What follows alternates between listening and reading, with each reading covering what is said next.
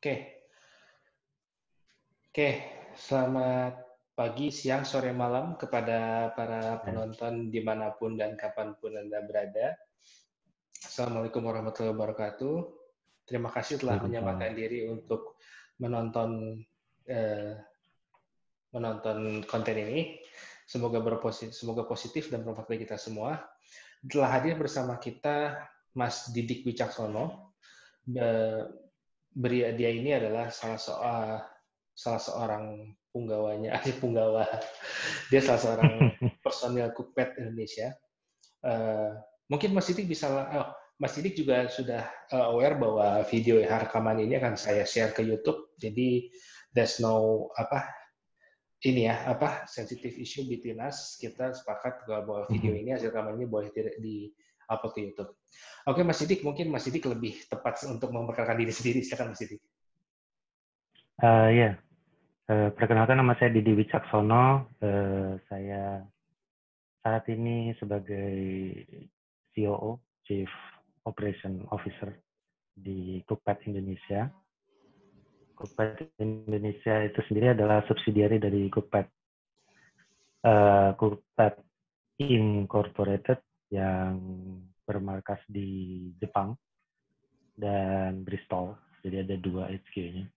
Dan di Indonesia ini kami sudah beroperasi kurang lebih 8 tahun. Sebelumnya Cookpad Indonesia itu bernamakan sebuah startup yang berbeda, namanya dapurmasak.com dulu. Dan itu adalah startup yang saya bangun bersama dengan teman-teman saya. Dan ya, cerita pendeknya adalah startup yang diakuisisi bersama dengan foundernya dan orang-orang di dalamnya, terus kemudian ganti nama menjadi Cookpad. Gitu. Oke. Kita Lagi ya? akan oke. Apalagi Mas, silakan. Apalagi ya? Senang programming. Dulunya saya ini sebelum jadi programmer, sebelumnya adalah web designer. Jadi awalnya web designer, terus kemudian suka programming dan berkecimpung di programming. Sebelumnya pakai bahasa PHP dan kemudian setelah join Cookpad jadi bahasa Ruby. Ya Oke. gitu. Hobinya ngegame Wah, dan mantap hobi. macam-macam. Ya. Emang nggak berarti di programmer tidak punya ini ya kehidupan di luar itu ya. Oke. Nah, nyaris Mas, nggak punya. oke. Nah, boleh silakan dikit nggak Mas, Cookpad tuh produk apa sih gitu? Kita kan dengar Cookpad Oke. berarti pikirannya makanan kan? Iya, Cookpad itu sendiri adalah sebenarnya kita nggak memposisikan diri sebagai satu website yang berhubungan dengan makanan ya. Sebenarnya kita tidak memposisikan diri sebagai website yang berhubungan dengan resep aja, tapi kita adalah perusahaan teknologi yang berusaha untuk memecahkan masalah yang berhubungan dengan makanan. Kebetulan salah satu produknya yang sangat besar itu adalah website resep dan namanya juga cookpad.com. Jadi emang itu adalah branding kita yang saat ini dikenal oleh banyak orang. Tapi kalau di balik itu semua ada macam-macam gitu. Kalau di Indonesia sendiri ada 2, cookpad.com yang website resep, terus yang satu lagi ada startup yang kita bikin namanya Yameshi. Itu startup yang menghubungkan antara koki rumahan atau home cooks dengan supaya mereka bisa berjualan gitu. Dengan dia membuat e-commerce untuk home cooks. Kalau di Jepang sendiri ada macam-macam. Mereka ada punya startup yang berhubungan dengan gue lupa namanya. Ada startup yang berhubungan dengan hardware yang ditaruh di masing-masing supermarket. Cookpad TV itu namanya. Cookpad TV namanya. Terus ada juga yang bikin kayak kulkas gitu yang bisa dibagi bersama. Jadi petani bisa jualan bahan-bahannya di situ, terus kita bisa ngambil barangnya dari kulkas itu. Oh, Dan sudah tersebar di beberapa titik. Ya itu yang menarik sih. Yang inovatif saat ya ini ide-idenya. iya. Dan mereka Cookpad itu sendiri punya tujuan yaitu memecahkan problem yang kita punya dengan terutama dengan makanan, baik itu distribusi, supply, pokoknya macam-macam deh ininya. Pokoknya berhubungan dengan makanan untuk saat ini. Wah, luar biasa sekali. Berarti bisa jadi suatu saat jadi one stop solution ya buat everything related to food gitu ya. Baik distribusi, Iya. B2B, B2C mungkin ya. Kita let's see apa ini ya ke depan. Oke, nah kita sekarang mau mengkerucut nih Mas Didik. Salah satu target dari pembicaraan kita adalah kita kembali ke peran Mas Didik waktu masih menjadi CTO. Nah, kalau dari pendapat Mas Didik sendiri ya, sebab kalau jujur aja ada beberapa terminologi yang mungkin kalau kita googling atau cari di Wikipedia banyak ya secara informasi segala macam. Tapi yang kita pengen tahu waktu pas Mas Didik masih jadi seorang CTO nih, sebenarnya in general day to day responsibility-nya apa sih? Nah, kalau in general day to day responsibility-nya adalah berhubungan dengan memutuskan teknologi apa yang mau dipakai, produk apa yang mau dikembangin, terus memanage employee, terutama engineering-nya, bagaimana hiring dan recruiting segala macam. Itu juga jadi tanggung jawab CTO sih. Tapi waktu saya masih menjabat CTO, semua itu nggak terlalu banyak jadi concern karena kita waktu itu bikin develop produknya itu sebenarnya nggak membutuhkan banyak manpower sih. Jadi engineering-nya itu waktu itu hanya 3 atau 4 orang gitu aja. Itu udah cukup sebenarnya dan nggak terlalu tidak terlalu istilahnya skalanya tidak besar. Beda dengan kalau misalkan kita ngambil contoh kasus CTO yang sudah di startup yang sudah well funded dan well established gitu, mereka punya banyak banget job desk yang sampai mereka sudah hampir nggak nyentuh dengan code base sama sekali gitu. Untungnya bagi saya masih nyentuh code base bahkan sampai sekarang. Jadi nggak terlalu itu juga programming juga jadi menurut saya itu adalah sebuah istilahnya refreshing lah ya. Keren. Kalau misalkan pernah dengan hubungan organisasi atau people dan sebagainya, ya programming itu adalah refreshing buat CTO. Mantap. Jadi, berarti kalau ya gimana? Terus silakan. Iya betul. Iya, jadi kalau kalau di aku sendiri secara pribadi nggak terlalu banyak menghandle masalah manajerial waktu itu. People atau hiring itu nggak terlalu banyak mikirin. Karena sebenarnya di Cookpad Indonesia sendiri nggak terlalu banyak butuh engineering yang tinggi gitu. Jadi itu juga sebabnya kenapa aku akhirnya memutuskan untuk switch ke operation karena sudah nggak terlalu banyak lagi yang bisa aku lakukan untuk di bagian technical gitu. Jadi yang karena technical dan decision making-nya itu sudah nggak perlu lagi sudah nggak perlu dari Indonesia lagi karena semuanya diputuskan dari pusat kan. Jadi sebenarnya sudah jabatan CTO sendiri sudah nggak terlalu relevan. Nggak terlalu relevan buat aku.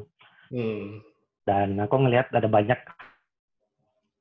yang masih bisa dilakukan di company dan itu makanya aku memutuskan untuk ini kayaknya organisasi dan operation justru lebih menarik gitu dan bisa aku banyak kontribusi ke dalam. Mhm. Oke. Nah, tadi kan Mas Didik bilang bahwa ada startup juga yang lagi dibangun lagi oleh Mas Didik, masih dalam satu holding Oh, ya? Masih bukan aku dalam sih. Ya. maksudnya masih dalam holding, lingkupnya Cookpad kan tapi maksudnya itu oke. Nah, ada satu pertanyaan yang cukup menarik. Biasanya Mas Didik, research atau, ya R&D-nya untuk bisa menemukan teknologi yang pas seperti apa sih? Ya kan kita sekarang sering mendengar, kita apa istilahnya, polyglot ya, nggak kita cuma pakai satu bahasa doang untuk semua kasus, tapi mungkin kita mungkin basically kita, Mas Didik programmer Ruby, tapi mungkin ada bahasa-bahasa lain juga yang dimasukin untuk berbagai keperluan. Itu cara Mas Didik explore teknologi yang pas untuk mengerjakan ini itu tuh gimana ya, proses-prosesnya? Hmm. Eh, waktu apa? Mungkin aku bisa cerita balik sebelum aku gabung Cookpad kali ya. Karena kalau di Cookpad itu sendiri sudah well established dan mereka udah pakai Ruby gitu, jadi kita cuma manut aja Oke. dengan apa yang sudah disediakan. Hmm. Tapi kalau sebelumnya waktu aku bangun startup yang namanya Dapur Masak itu, proses untuk memilih bahasanya itu sendiri sebenarnya cukup mudah sih. Jadi aku cuma lihat dari apa yang aku bisa saat itu. Dan oh, ini ada kelinting-kelinting, bukan gue ya. Oke. Jadi apa yang gue lihat saat itu, apa yang gue bisa saat itu adalah apa itu namanya, bahasa apa yang saya bisa itu waktu itu PHP. Waktu itu aku lagi banyak explore dengan WordPress, jadi emang ya istilahnya transisinya logisnya adalah ketika saya sudah sering pakai WordPress ya kenapa nggak terjun ke PHP-nya aja sekalian gitu. Jadi Hmm. build dari scratch, cari framework apa yang paling relevan saat itu dan paling gampang dibikin. Kebetulan waktu itu belum ada yang namanya Composer dan Laravel, jadi Hmm. semuanya pakai code base yang ya mesti di-download dulu versinya dari zip, terus kemudian diekstrak sendiri, di upload ke FTP. Waktu itu pakai framework-nya Coordinator. Dan Coordinator, terus database-nya pakai database apa yang paling gampang dipelajarin, ya ada MySQL. Nah, ya dari situ keputusannya gampang banget sih. Jadi dari apa yang aku bisa, terus apa yang bisa dipelajarin, dan kemudian kalau misalkan nambah orang baru, gampang untuk mengedukasinya, transfer knowledge. Jadi ya, dan aku yang aku merasakan membantu banget itu adalah walaupun aku bekerja sendirian saat itu Hmm. untuk membangun dapur masak, itu aku sudah pakai Git versioning system dulu. Jadi sudah pakai Git duluan. Oke. Walaupun cuma satu orang. Jadi ketika ada orang baru masuk dan kita udah langsung kolaborasi gitu di codebase yang Oh, sama, oke. gampang banget transisinya untuk nambah orang gitu. Dan itu sih yang menurut aku, walaupun ya project apapun, sekecil apapun, kalau misalnya sudah nambah orang, nah itu dari awal itu sudah mesti ada Git sendiri. Dan itu bantu Oke. banget sih. Oke. Hmm. Berarti ini ya apa? Begitu pas yang datang tinggal kita invite aja ya ke Git ya. Walaupun itu private, kita bikin satu organisasi lagi mungkin ya untuk menampung Ya, mereka. betul. Oke. Nah, sekarang kita kan teknologi udah dapet nih ya waktu pas apa, Mhm. Mas bootstrapping istilahnya ya di dapur masak itu ya. Ya. Oke. Mhm. Nah, sekarang eh, apa tantangan paling besarnya nih ketika semua sudah berjalan itu yang Mas Didik dari pengalaman Mas Didik apa sih pengalaman tantangan paling besarnya gitu? Kan kita bahasanya udah menentukan, teknologi udah menentukan, lagi jalan nih. Mhm. Itu Ya. biasanya tantangannya apa sih? Yang paling besar saat ini adalah untuk memperbesar skala dari development-nya, tim development sekarang sih. Mhm. Kita sudah mencoba banyak hal secara internal organisasi di Cookpad. Ya, ada yang sudah sebelumnya pernah pakai Squad, terus ada yang mungkin tahu squad kan, di mana ada satu tim yang terdiri dari desainer, programmer, terus ada QA semua jadi satu, dan mobile juga gitu kan. Dulu pernah pakai squad, terus kemudian kita ganti struktur lagi. Ya banyak sekali kita eksperimen struktur tim di struktur tim development gitu, struktur tim produk seringkali kita berganti-ganti, dan seringkali tantangannya yang paling besar itu justru dari komunikasi sih. Bagaimana cara kita mengkomunikasikan roadmap kita ke depan, terus bagaimana kita membagikan fokus dari masing-masing tim development, tim produk. Itu menurut aku penting banget sih untuk dipikirkan dari awal. Karena kalau misalkan skalanya sudah gede banget, itu sudah nggak sudah terlambat, sudah hampir terlambat lah kalau misalkan sudah besar banget itu. Jadi terlalu banyak orang untuk dikelola, terus arah fokus produknya kemana-mana, kayak gitu-gitu. Itu adalah problem yang paling besar yang aku lihat sih saat ini. Berarti lebih karena tim manajemennya ya untuk achieve goal-nya, tapi dari sisi mungkin organisasi, bukan dari sisi technical. Bisa saya anggap gitu, Kak? Oke. Iya. Kalau dari technical sendiri, aku melihat sudah sangat mandiri banget sih. Jadi setiap tim, setiap chapter, setiap departemen dari teknisnya, misalkan back end atau infra atau front end atau mobile, itu mereka sudah punya sistem sendiri. Mereka bisa mencari tahu sendiri, oh kita harus pakai CI yang mana, terus kita mau bikin tool deployment seperti apa. Itu mereka bisa mencari tahu sendiri, dan mereka sudah mandiri banget untuk mencari tahu. Dan itu sama sekali nggak ada masalah di bagian teknisnya. Ya tentunya ada masalah-masalah lain, tapi secara garis besar mereka sudah tidak menjadi tidak sebesar masalah development misalnya, product development kayak gitu. Bukan major lah ya, bukan major issue lah ya. Yep, bukan major issue. Kalau berarti saya bisa, kalau boleh saya simpulkan, berarti ketika seorang, ya kita let's say lah, mau dia developer, mau dia programmer, apapun namanya, tapi ketika dia sudah bisa mandiri, dalam arti dia bisa develop apapun yang ditugaskan kepada dia, sambil jalan juga dia bisa untuk melakukan bug fix sendiri, set target sendiri, dan secara teknikal cukup bisa diandalkan, itu kita bisa bilang seorang developer yang cukup bagus ya, mungkin bakal cukup demanded ya untuk kondisi skill seperti itu ya. Iya, betul. Oke. Terus ini nih, ada satu pertanyaan.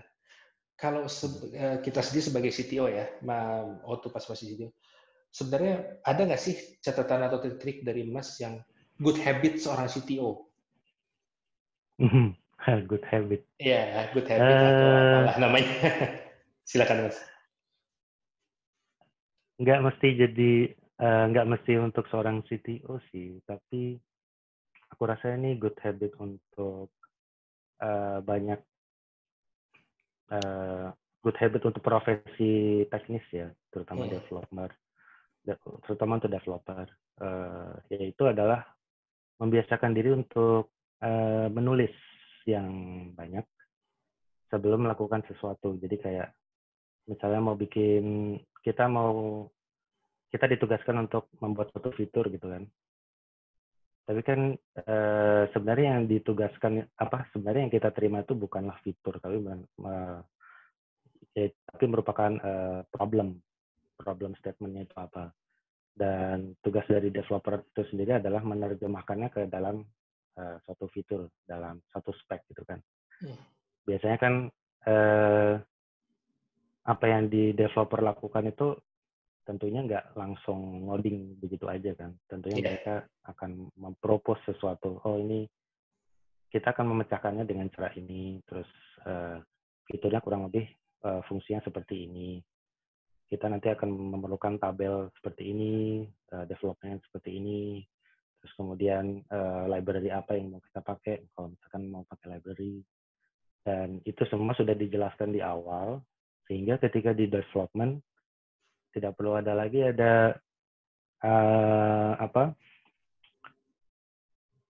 perdebatan yang tidak perlu, kayak misalnya, oh ini kenapa sebelumnya pakai ini gitu. Tapi kan jadinya tidak terdokumentasi, karena tidak terdokumentasi dengan baik, kemudian akhirnya terjadilah perdebatan kusir di tengah yang seharusnya tidak perlu dilakukan gitu.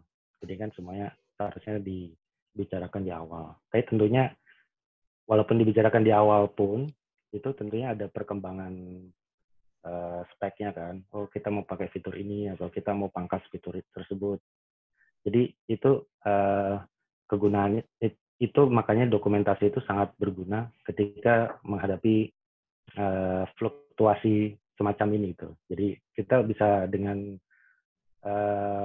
mudah merunut kembali keputusan apa aja yang sudah pernah kita lakukan, dan ketika ada requirement baru atau perubahan yang baru, itu kita bisa dengan cepat mengantisipasinya, dan sebelum terjadi, pokoknya sebelum ada development lebih lanjut, requirement yang clear itu sangat perlu banget. Nah, itu juga terjadi untuk nggak cuma developer juga, tapi tim produk juga, untuk product manager juga, terus ya, jadi nggak cuma developer, product manager, semuanya harus punya dokumentasi yang bagus. Itu Oke. sih menurut aku. Berarti sebenarnya justru apa istilahnya tahap-tahap pre-production ya, sebelum kita development ini yang cukup penting ya, dokumentasi dan segala macam. Nah, ini dokumentasi nih, Mas. Kalau kita sedikit menyemplung ke teknikal banget ya. Ini Ya. dokumentasi ini kan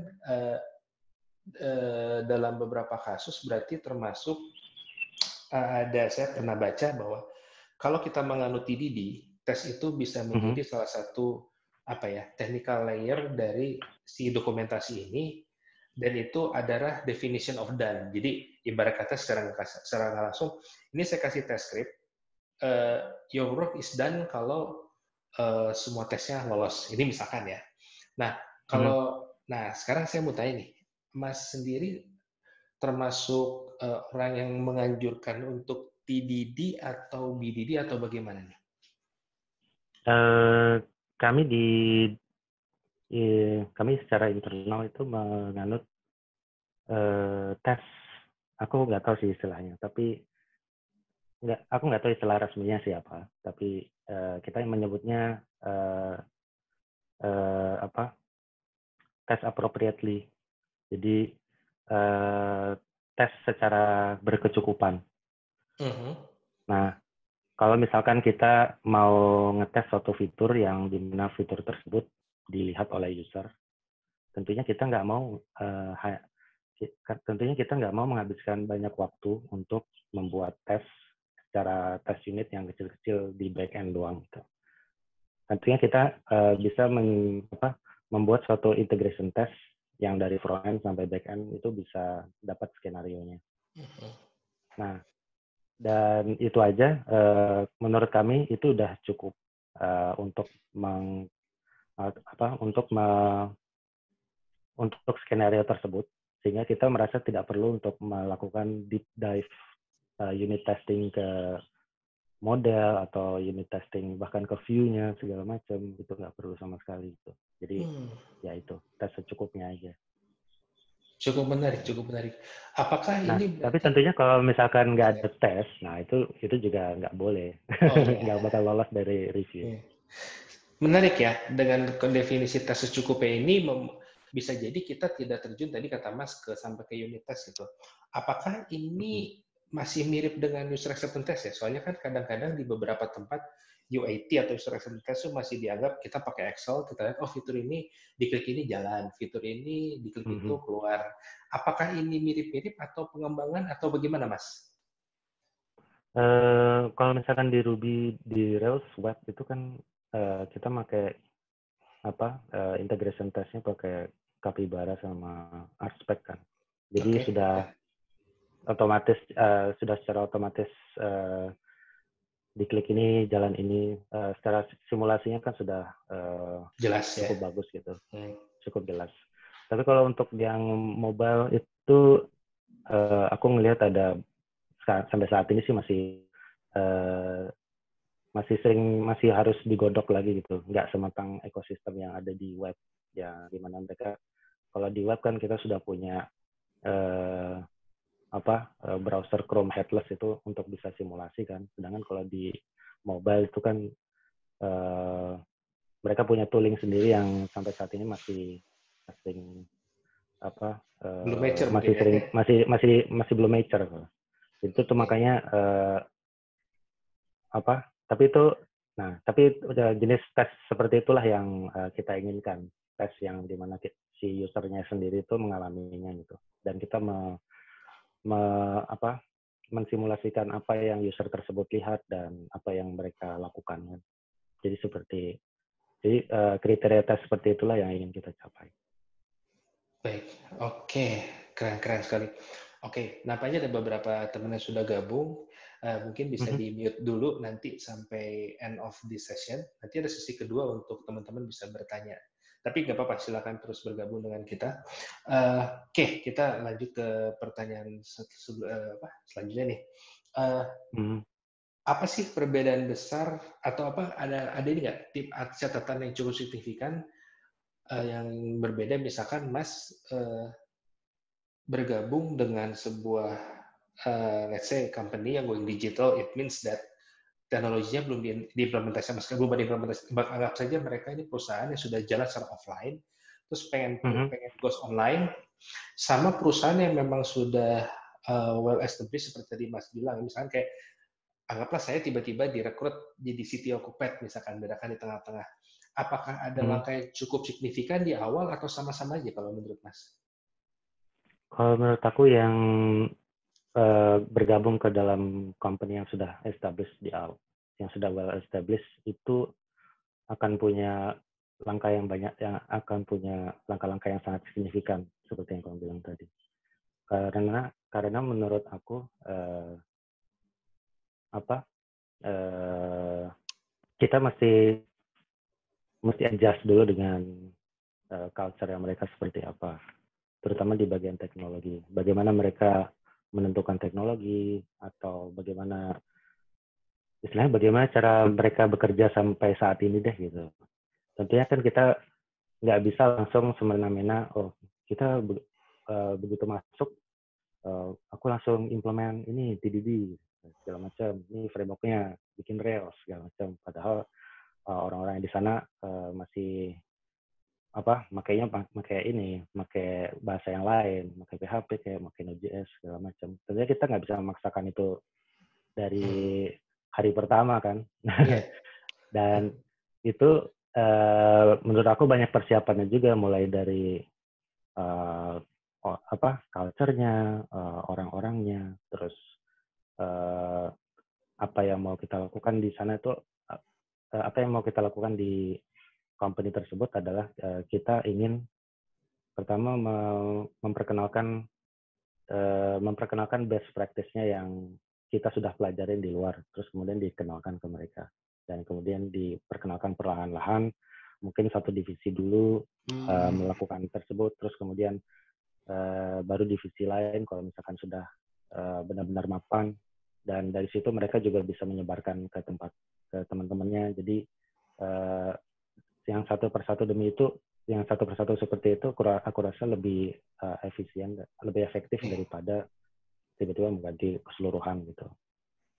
Nah, sedangkan kalau misalkan gabung di company baru ya udah semuanya kamu yang nentuin, dan kalau misalkan mereka ada problem atau apa, bisa langsung tanya ke kamu sendiri kan, karena kamu yang cuma ada satu orang yang menghandle dan merancangnya.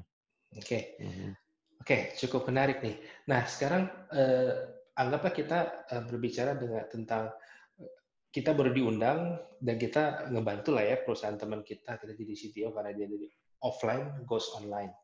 Terus, nah tentu saja mungkin mereka bakal punya segudang catatan pengen ini, pengen itu segala macam.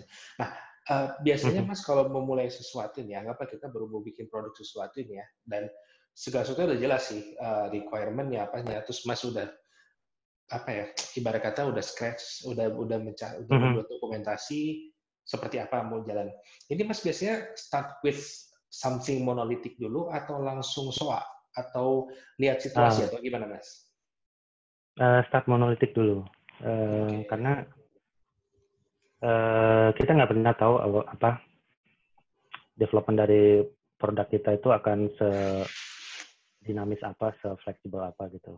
Dan kita juga apa belum tahu apakah user apakah tim engineering kita ini akan berkembang ke banyak service atau mereka berkembang tapi eh, apa menambah tim produk baru atau bagaimana. Nah, kita kan nggak pernah tahu strukturnya seperti apa. Jadi akan lebih gampang sih menurut aku dari monolithic dulu ya. Karena kalau misalkan memulai dari misalnya dari microservice dulu, uh, aku ngerasa akan banyak apa tantangan di bagaimana memaintain microservice tersebut dan membuat standar yang sama di antara service-service itu Hmm. menurut aku tantangannya berat banget sih. Jadi makanya apa eh, monolitik duluan itu jauh lebih mudah. Terutama kalau misalkan skalanya masih kecil banget sih. Mhm. Kalau misalkan skalanya sudah besar dari monolitik, itu tentunya akan lebih gampang secara general. Aku nggak menggampangkan, pasti susah banget sih untuk bikin microservice kayak gitu. Oke. Nah, ini kita go in deep agak lebih teknikal lagi ya. Ada beberapa Hmm. pertanyaan, salah satunya adalah yang saya highlight, ada beberapa nih Mas, perusahaan yang tadinya offline, pengen online, terus dia, bosnya bilang, "Saya nggak pengen cuma punya web, saya pengen punya bisa," mereka sih bilangnya, pengen bisa di Play Store Mhm. juga, which is sebenarnya mereka tuh pengen Ya, punya itu produk beda dalam banget. bentuk mobile ya. Nah, ya Hmm. ini bahasa mereka. Saya oh pengen punya aplikasi mobile. Jadi iya di Android kayak gini-gini. Nah, dalam Mhm. beberapa kasus saya pernah baca-baca mungkin kita bisa start untuk pertama let's say kita sebut tentang MVP atau POC gitu ya, minimum viable product Mhm. atau POC-nya itu mungkin kita coba sentuh dulu dengan PWA dan progressive web app. Mhm. Just in case PWA itu memang nanti udah mulai kewalahan atau sudah mulai ada fitur-fitur yang tidak bisa di-handle oleh PWA, maka baru kita propose untuk kita udah nggak bisa nih, kita udah mesti hire untuk mobile developer. Mhm. Apakah ini kalau menurut pengalaman Mas gimana nih penggunaan PWA untuk apa ya early development untuk sebuah produk mobile gitu? Hmm. Oke, bentar dulu. Kalau nggak salah Flutter itu PWA juga nggak sih? Eh, Saya belum pernah mencari tahu soal Flutter sih. jadi ada salah satu startup yang kami bangun itu dia bikin pakai code base-nya framework-nya pakai Flutter. Jadi kan Mhm. web sama mobile app itu semuanya kan jadi satu Code code base base ya, itu. oke. Ah, so far sih lancar-lancar aja ya, dalam arti karena skalanya masih kecil banget. Nah, sampai saat ini kita belum menemukan ada kendala gitu untuk skalanya. Tapi tentunya ini masih dalam tahap eksperimen ya. Kita pengen tahu produk market fit-nya itu seberapa bagus. Jadi kan kita punya e-commerce, tapi kita pengen tahu apakah e-commerce tersebut ada potensi untuk jadi besar atau enggak. Tentunya kalau misalkan kita mulai dengan bikin aplikasi web, aplikasi mobile, terus aplikasi mobile Android, iOS, dari awal, tentunya kan kita ketika mau bikin suatu fitur, kita mesti rilis dulu ke Play Store, terus rilis lagi ke iOS kan. Itunya Hmm. bakal lama banget untuk ininya, untuk bereksperimennya. Jadi makanya ada satu makanya kita berusaha untuk mencari yang termudah terlebih dahulu. Ya mungkin Flutter ini cocok untuk kita. Terus kemudian kita coba dari situ. Kalau misalkan sudah ada kasus di mana apa yang framework tersebut berikan sudah tidak mampu lagi untuk menghadapi apa yang sudah kita alamin skalanya, nah itu baru kita pikirkan untuk mendedikasikan satu produk tim untuk membangun tersebut. Produk dalam arti mobile app, web, semuanya jadi dibikin lagi dari scratch dari awal. Atau mungkin bahkan kita scrap fitur-fitur yang nggak perlu, jadi gampang untuk bikin dari awal, dari nol lagi. Oke. Berarti bisa dibilang kita berusaha untuk teknologi wise ya. Jadi lu nggak perlu yang sophisticated, yang fancy-fancy, kalau memang yang simple juga bisa. Tapi jika memang kebutuhannya sudah muncul, bisa jadi kita menyusun rencana untuk, kayaknya kita udah mulai butuh something dedicated di native, di iOS atau Android ya Mas ya. Oke. Nah, aku juga punya pengalaman ini sih, membuat sesuatu dari awal yang pada akhirnya kemudian di scrap karena produk marketnya tidak sesuai dengan ekspektasi. Dan itu emang ya itu menohok banget sih, terutama untuk tim engineering-nya. Apalagi sudah spend banyak waktu kan, berminggu-minggu, berbulan-bulan untuk develop. Banyak yang diinvest. Banyak yang diinvest, mulai dari waktu, tenaga, uang, segala macam. Kemudian terlihat jelas di data bahwa produk market fit-nya nggak bagus gitu. Jadi ya udah, mending dari awal aja dibikin sesederhana mungkin dan deploy-nya segampang mungkin. Jadinya mudah untuk mengkill kalau misalkan sudah tidak bagus lagi. Kalau sudah tidak bagus lagi. Oke, berarti kalau saya ambil kesimpulan, kita effort minimalis dulu aja, sampai memang suatu saat kita memang udah hit market dan hit demand yang cukup memang worth untuk kita lanjutkan, baru kita lanjutkan untuk getting bigger ya Mas ya. Nggak langsung ke pertama. Oke. Nah, terus ini nih Mas, ini biasanya sih mereka-mereka yang pada newbie nih di dunia IT, mereka tuh banyak yang, kalau saya pengen move up to the next level, misalkan saya tadi programmer nih, udah berapa tahun, saya tertarik nih untuk naik ke atas nih, misalkan jadi team lead atau jadi bahkan mungkin jadi CTO. Menurut Mas itu yang bagus, mereka bisa start belajar apa, dari mana, atau kadang-kadang banyak yang suka curhat gini, saya tuh pengen bro untuk jadi seorang CTO atau apa, tapi saya belum pernah dapat kesempatannya untuk belajar itu, atau bos saya belum percaya saya untuk lead sebuah tim, padahal saya pengen. Itu pernah nggak sih Mas dapat? Dan kalau boleh tahu, apa sih tips and tricks dari Mas Didik buat orang-orang yang pengen untuk naik level gitu loh? Mungkin dari programmer, pertama ke lead dulu deh, mungkin ke lead dulu, baru nanti mungkin ujung-ujungnya VP atau CTO gitu. Oke. Kalau pengalaman pribadi sih, saya nggak.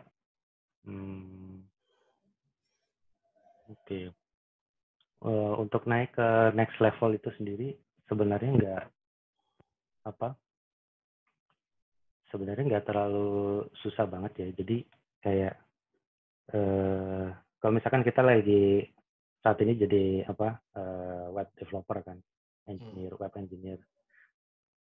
Next level, kebetulan di Cookpad itu next level itu bukan berarti naik satu tingkat di atasnya ya, tapi ada satu jabatan sendiri yang sebenarnya mereka tuh sepantaran, yaitu adalah engineering manager.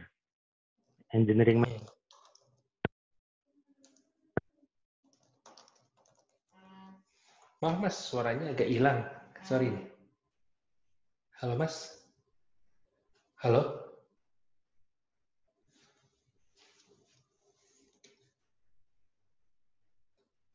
Halo Mas, suaranya hilang Mas. Suara Mas Didik. Suaranya hilang Mas. Nah, ya udah muncul lagi. Udah. Sorry. Iya.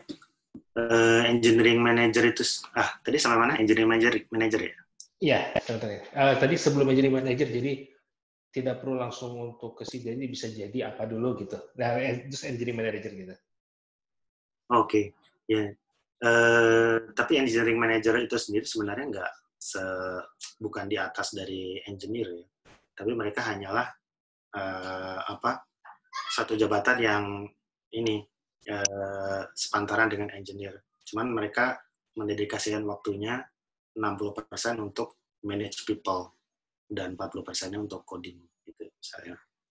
Dan itu adalah salah satu alternatif kalau misalkan kalian sudah nggak mau ke path engineering lagi, kalian bisa ke path managerial gitu. Nah, tapi kalau misalkan menjadi team lead, misalnya chapter lead itu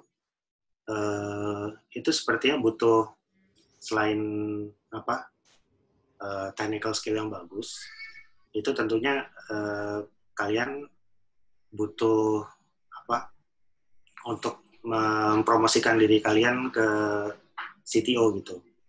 Aku ngerasa aku ngerasa bisa untuk menjadi engineering atau team lead misalnya. Gitu. Nah, tinggal tanya aja ke CTO-nya, apakah ada posisi team lead yang bisa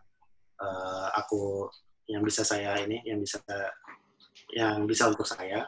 Kalau misalkan ada, apakah saya masih cocok untuk masuk ke dalam situ. Gitu.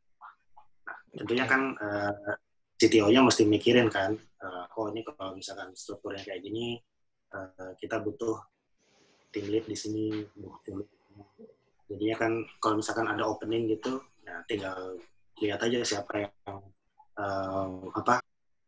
yang mau untuk menjadi team lead, itu bisa mengajukan dirinya. Kalau aku lihat sih nggak terlalu muluk-muluk ya. Kalau untuk menjadi team lead itu palingan cuma wawancara aja sama CTO-nya, terus kalau cocok aja gitu.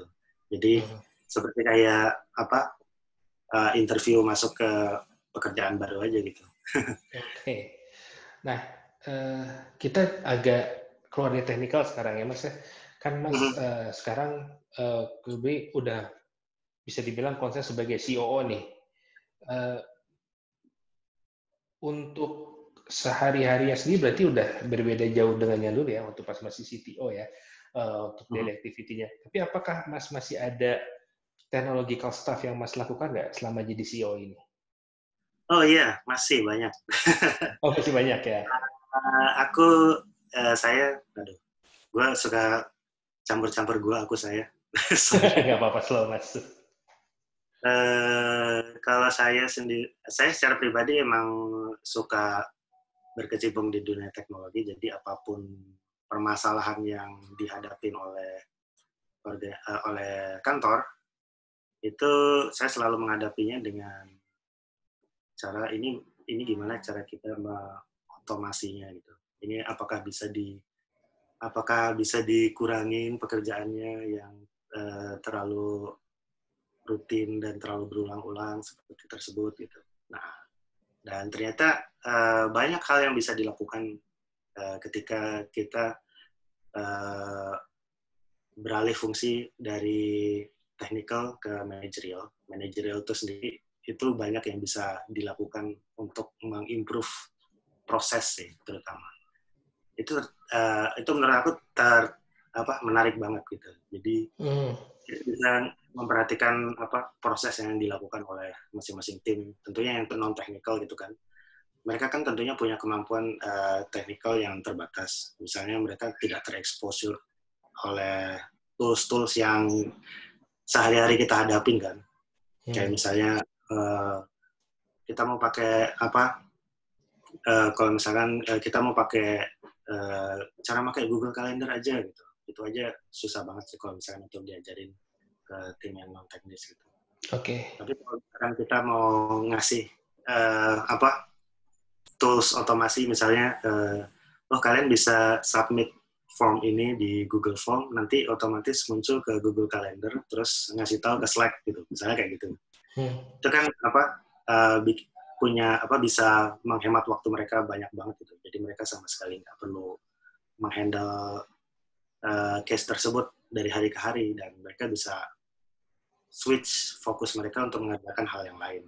Nah, itu peluang semacam itu banyak banget di posisi aku sekarang sebagai Chief Operation, dan aku melihat kita udah mulai banyak, saya juga banyak memperkenalkan budaya baru di organisasi yang dimana sebelumnya kan kita semuanya offsite kan di kantor, terus kemudian karena pandemi ini semuanya jadi work from home, dan karena semuanya work from home, komunikasi jadi tidak lancar lagi gitu. Jadinya ada banyak problem di situ sebagai operation, dan aku melihat di situ banyak yang kita bisa lakukan dari sisi teknologinya. Wah, menarik sekali. Berarti bisa jadi tercetus ini ya, startup-startup baru gara-gara kondisi pandemi menjawab berbagai tantangan. Ya, Saya kebayang ya gimana? Jadi aku menjawabnya ini kita nggak perlu bikin startup baru lagi, jadi cukup pakai Google Form, Google Docs, Google Sheet. Ya betul. Digabung sama Zapier atau Automate apa segala macam, kamu udah bisa bikin startup baru dari situ. Iya, sebenarnya jadi kalau memang ada teknologi yang udah cukup mature dan memang bisa memfasilitasi pekerjaan kita dengan cost yang cukup, mungkin even with no cost, atau kalau costly pun mungkin dengan harga reasonable, kita manfaatkan aja Mas. Kita nggak perlu reinvent the wheel lah Mas ya. Iya, aku juga bikin perbandingan gitu loh dengan solusi startup yang sudah mapan dari end to end, misalnya mau bikin HR system gitu kan, itu kan ya, kalau misalkan bikin minta proposal ke mereka, terus kemudian minta quotation-nya, itu kan sudah makan waktu banyak, terus kemudian harganya juga mahal. Nah, tapi kan kalau misalkan kita bikin solusi sendiri, itu juga bisa memotong cost banyak banget. Jadi itu menarik banget sih. Yeah. Tapi tentunya apa yang kita bikin itu tidak mudah dengan apa yang mereka tawarkan. Tapi apa yang kita bikin it works, jadi ya udah kita bisa jalan dari apa yang kita punya.